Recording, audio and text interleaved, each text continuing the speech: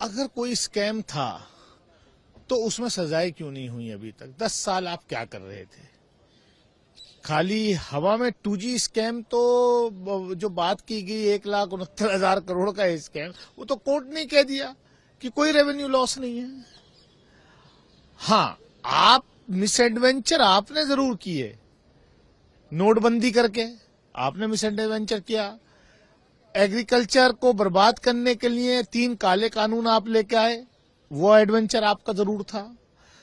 तो करे आपने 10 साल में पूरी तरीके से MSME सेक्टर खत्म कर दिया, इस देश का रोजगार खत्म कर दिया, कहीं कुछ नहीं है। पूरा का पूरा जो पंडित नेहरू से लेकर के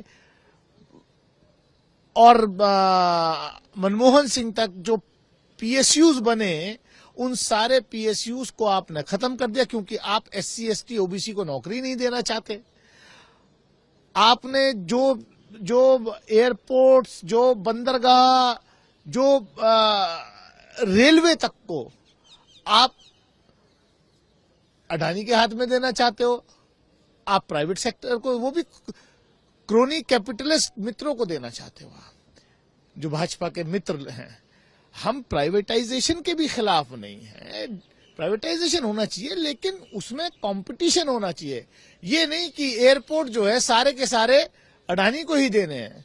जो गलती से किसी दूसरे पे चला भी गया मुंबई का एयरपोर्ट, तो उसको भी छीन के वापस दे देना है।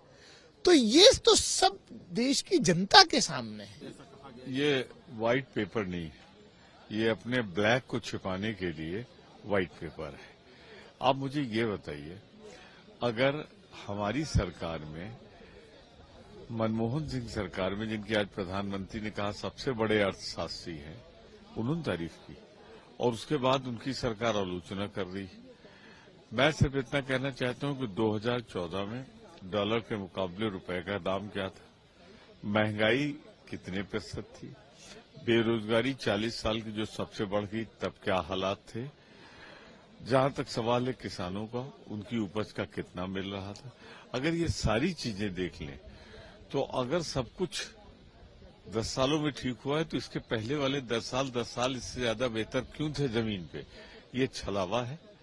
इसको मैं पूरी तरीके झूठ का पुलिंदा मानता हूं। सच्चाई यही कि 2004 और 2014 में मनमोहन सिंह के नेतृत्व में हमने इस देश की अर्थव्यवस्था सुधारी।